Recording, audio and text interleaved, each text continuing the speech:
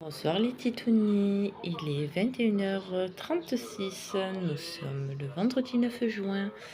Louane va bien, pour vous donner des nouvelles, Chippy qui est là. Elle va très bien, elle est chez son arrière-grand-mère, au chalet, tout va bien, elle prend le grand air, voilà. Elle m'envoie des conneries sur Snap, parce qu'elle a mis Snap à son arrière-grand-mère, donc maintenant, c'est conneries à gogo. Je vous fais cette petite vidéo pour vous maintenir au courant. Donc, depuis que Louane, en fait, a été virée du collège et qu'elle a été virée du foyer où elle était, je vous ai dit que Louane avait été transférée dans un autre foyer, temporairement, en attendant l'audience. Louane était déscolarisée. Normalement, elle doit être en 6e. Elle avait été déscolarisée, donc du coup... Normalement, l'inspection académique, comme ils m'ont dit le foyer, normalement, l'inspection académique avait trouvé une place à Louane dans un nouvel établissement scolaire. Donc moi, quand on m'a ramené Louane, quand la décision du placement à domicile a été prononcée, l'éducatrice m'a appelé, m'a ramené Louane. J'ai demandé comment ça se passait au niveau des inscriptions du collège par rapport à Louane, les démarches qu'il fallait que je fasse, etc. Parce que je savais d'avance que l'ASE me donnerait pas de coup de main. Donc j'ai demandé quelle démarche il fallait que j'entame. Donc on m'a un peu expliqué.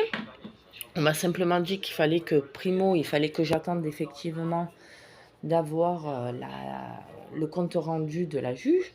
Donc je l'ai fait imprimer. Voilà, par mail, vu que je ne l'ai pas encore reçu par courrier, donc j'en ai profité. Merci mon avocate de me l'avoir envoyé par email.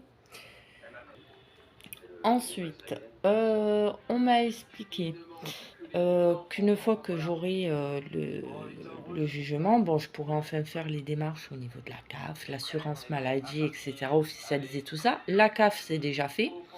J'ai envoyé par courrier, par mail, courrier, enfin directement sur le site de la CAF.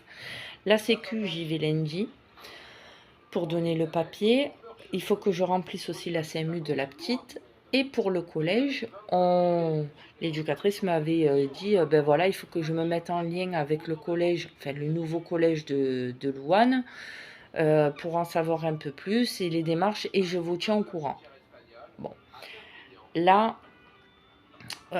hier, j'avais reçu un appel d'une autre éducatrice où c'est qu'elle me disait « Ne vous inquiétez pas, ma collègue va vous rappeler, il n'y a aucun souci. » Parce qu'elle ne pouvait pas m'en dire plus. Juste, elle m'avait dit que apparemment, en fait, j'avais aucune démarche à faire. Mais ça, j'y croyais pas trop. Mais même elle aussi, elle n'était pas trop sûre. Que j'avais quasiment aucune démarche à faire et que c'était directement l'inspection académique qui allait recevoir apparemment la décision, le compte-rendu de la juge et qui, eux, allaient faire le transfert de ma fille du collège dans le 9e à chez moi dans le 5e. Là, je viens de recevoir maintenant l'appel de l'éducatrice qui s'occupait de l'accompagnement de Louane à mon domicile. Et elle vient de me dire que, en fait, elle a eu un appel cet après-midi du nouveau collège de Louane. Et en fait, ça sert strictement à rien qu'ils nous reçoivent, nous les parents, mais aussi eux, les éducateurs, parce qu'en fait, l'inscription de Louane, enfin le transfert de Louane par rapport à l'inspection académique qu'il avait muté dans un nouveau collège, ben en fait, il n'y a pas eu de finalisation au niveau de l'inscription. Donc en fait, Louane n'était pas inscrite. Voilà, même si c'était en fin de ma chaîne, Louane n'était pas inscrite. Il n'y a aucune finalisation d'inscription. Donc en fait, elle m'a donné le numéro par SMS de l'inspection académique. Il faut que je les appelle, il faut que je demande le service inscription élèves, je crois. Bon, c'est marqué sur SMS, que là j'ai peur de dire n'importe quoi. Il faut que je les contacte et à partir de lundi et que j'explique la situation et eux feront les démarches avec moi nécessaires. Voilà. C'est génial. Donc après, elle m'a dit que par rapport à la mise en place du PAD, donc du placement à domicile, normalement, effectivement, il doit y avoir des personnes qui doivent venir chez moi. Je ne sais pas exactement comment ça se passe au niveau du déroulement. Ouais, je sais pas comment ça se passe au niveau du déroulement. Enfin bref. Donc on m'a gentiment dit. Oui, donc là en fait on m'a fait comprendre que pour la mise en place du placement à domicile, il fallait que ça soit vite. Enfin que la mise en place se fasse vite, parce que sinon ça risquait de prendre du temps et que je perde du temps au niveau du placement à domicile, de la mise en place. Donc en fait on m'a dit, mais enfin la personne m'a dit, mais il faudrait que vous fassiez du forcing, c'est ces mots, hein, c'est pas les miens, c'est ces mots. Mais il faut que vous fassiez du forcing, du camping rêvage chez eux, pour qu'ils bougent un peu leur derrière et qu'ils font les démarches pour la mise en place du placement à domicile. Or, il se trouve qu'on sait très bien que si je commence à faire du forcing, ça va engendrer des catastrophes. Voilà. Donc aussi, j'ai parlé avec une personne au téléphone en début de soirée, où c'est que elle avait lu le placement, la décision de la juge, que ça soit pour Louane et pour Oana. Et effectivement, il y a encore des points qui ne vont pas concernant le compte rendu. Moi, quand je suis passée, et on a évoqué ces points en fait, hein. Moi, quand je suis passée pour les filles, pour Louane et pour les filles en général, c'était au mois de décembre. On m'a très clairement dit que pour Adixia, la juge qui me suit actuellement, elle a très clairement dit que pour Adixia, il fallait que j'arrête de dire à qui veut l'entendre qu'il n'y avait aucun motif de placement pour Adixia. Pardon. Donc, si on voit bien sur les dernières vidéos que j'ai faites concernant l'audience de Oana et de Louane, on voit bien que sur le rapport, et je l'ai ici, on voit bien que sur le rapport, c'est marqué pour Louane, Marilyn et Maëva les raisons de leur placement. On voit bien que pour Lilou, que vous avez vu bébé, vous avez vu grandir, il est bien stipulé, pas de chaussures, pas de poussettes et pieds sales. Pour Oana, il y a les raisons, et pour Adixia, il est juste stipulé Adixia placée en 2018. Il n'y a aucune raison valable, aucun motif de son placement. Donc ça. Ensuite, on a évoqué quoi?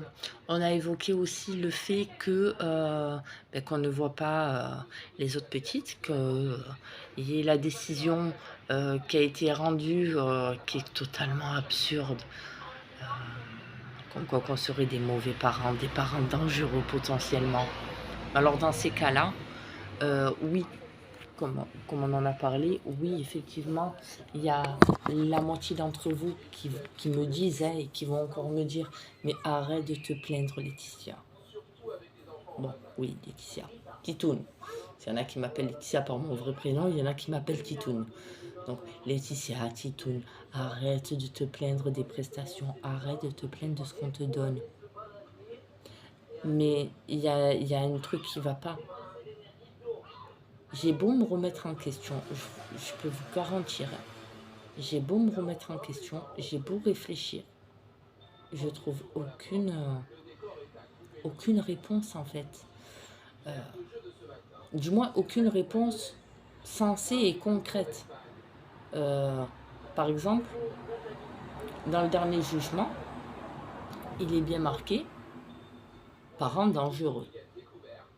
Parent dangereux dit que je serais potentiellement, que nous serions potentiellement un danger pour nos enfants.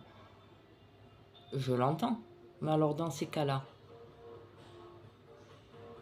pourquoi on me les laisse les prestations, tout en sachant qu'il y en a quand même 3 que je ne vois plus? Ça fait quand même 2 ans. Oana, on va en parler. Oana, je n'ai plus de nouvelles depuis la dernière fois où c'est que ça s'est mal passé. Et depuis l'audience, je n'ai aucune nouvelle de l'ASE, je n'ai aucune nouvelle du placement à domicile qui devrait être mis en place. Enfin, ça a été mis en place, mais pas le personnel, quoi. Pas les professionnels.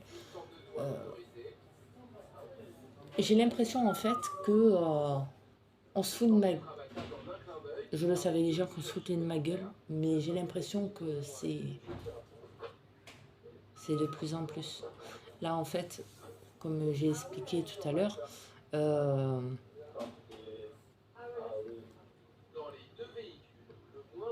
même si je vais voir un autre thérapeute beaucoup plus professionnel, je ne sais pas si on peut dire ça comme ça, et même si j'envoie un deuxième, si j'envoie un troisième ou un 20e, je pense qu'en fait, ça ne changera rien. Parce que toutes les questions que je me pose, c'est pas aux personnes que je vais me confier qui doivent m'apporter des réponses. Qu'on m'écoute, je veux bien. Mais moi, j'attends que ça soit les professionnels de l'enfance. C'est à eux de me donner ces réponses. Pourquoi dire que je suis un mauvais parent?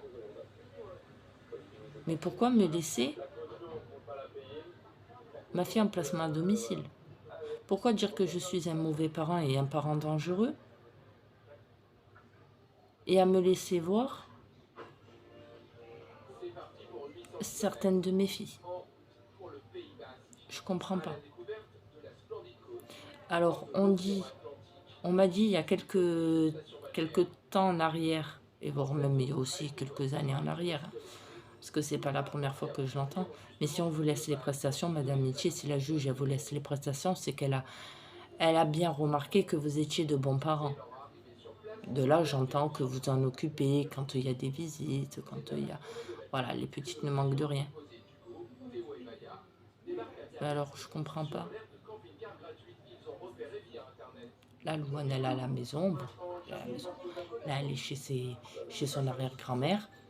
Tout va bien. Elle fait pas de fugue. Rien à signaler. Je fais mes démarches.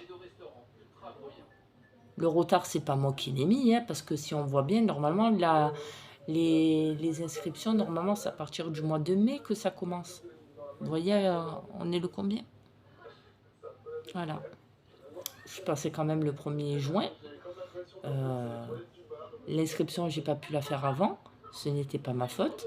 Et bien entendu, on va encore trouver des circonstances atténuantes auprès de l'ASE. Du moins, c'est eux-mêmes qui vont s'en trouver des circonstances atténuantes pour minimiser leur cas à eux, leur connerie, et pour me rejeter la faute sur moi. Et encore une fois, c'est ce qui va se passer. Alors oui, je garde le moral.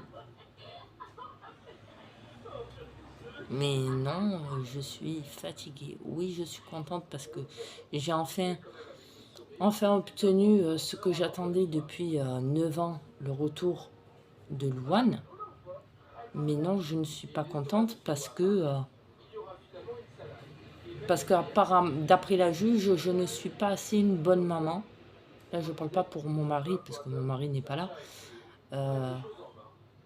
Je parle de mon ressenti à moi, en tant que maman. Apparemment, d'après la juge, hein, je ne suis pas assez une bonne maman pour m'occuper de mes autres petites. Pourtant, j'ai plein de photos, j'ai plein de vidéos qui montrent Lilou puer la joie de vivre quand elle était avec nous. Adixia quand elle était bébé. Je suis pas une maman parfaite, hein, mais ça fait beaucoup quand même là.